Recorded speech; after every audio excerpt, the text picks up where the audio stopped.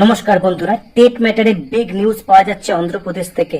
গতকাল তামিলনাড়ু থেকে যে খবর আমরা পেয়েছি, বিধানসভাতে ইউনানিমাস ডিসিশন হয়েছে ইন সার্ভিস টিচারদের টেট বিষয়ে তাদের পরিত্রাণ দেওয়ার জন্য তামিলনাড়ু সরকার কেন্দ্র সরকারকে আর্জি জানাচ্ছে।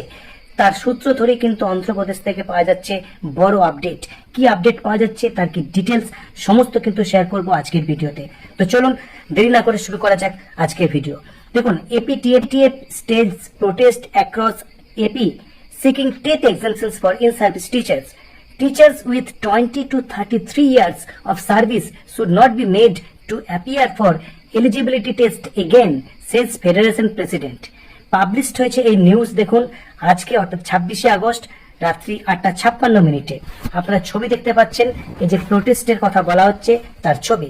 Teachers staging a protest at the Kurnool Collectorate on Wednesday.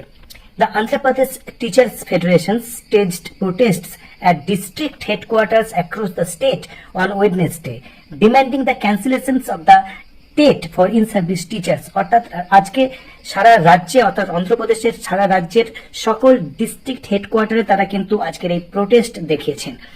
Addressing a protest in front of the Kurnool District Collectorate, APTF State President G.H. Raju questioned the need to make teachers with 20 to 33 years. তিনি বলেছেন, he said it was unfair to insist that experienced in-service teachers pass an eligibility test again.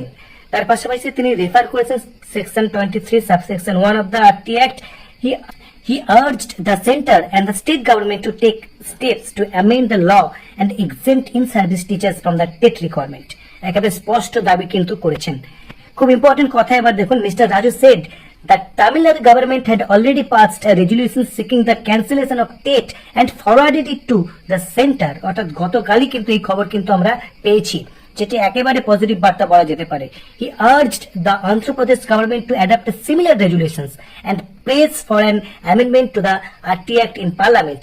Similar resolution যাতে অন্ধ্রপ্রদেশ সরকার নেয়, তার জন্য তারা কিন্তু দাবি জানাচ্ছেন এবং পার্লামেন্টে এই যে অ্যামেন্ডমেন্টের বিষয়টি যাতে তোলা হয় সেই বিষয়টির জন্য কিন্তু তারা দাবি করছেন।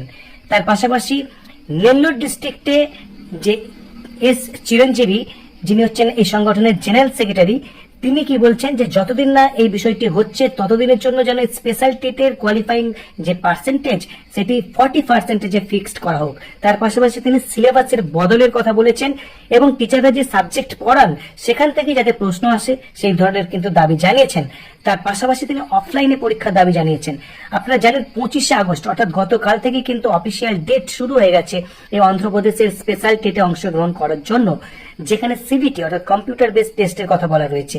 তার বিপরীতে গিয়ে অফলাইন মোডে কিন্তু পরীক্ষার দাবি জানাচ্ছেন এবং এই পরীক্ষা তিনি শিডিউল করতে বলছেন ডিসেম্বর, এই ধরনের দাবি কিন্তু রেখেছেন এবং তিনি চাইছেন মিনিস্টার নারা লোকেশ তিনি যেন একটা স্পেশাল মিটিং করেন এই সংগঠনের সঙ্গে একটা সমাধান সূত্র বের করার জন্য।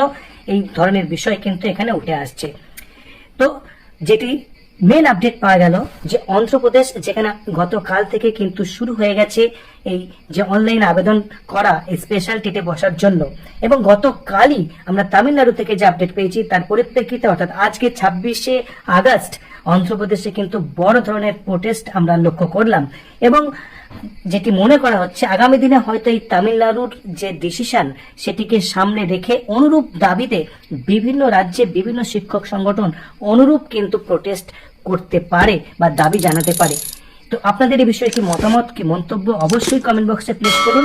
তার পাশে ভিডিওটি ইনফরমেটিভ মনে হয় তাহলে শেয়ার করুন। ধন্যবাদ।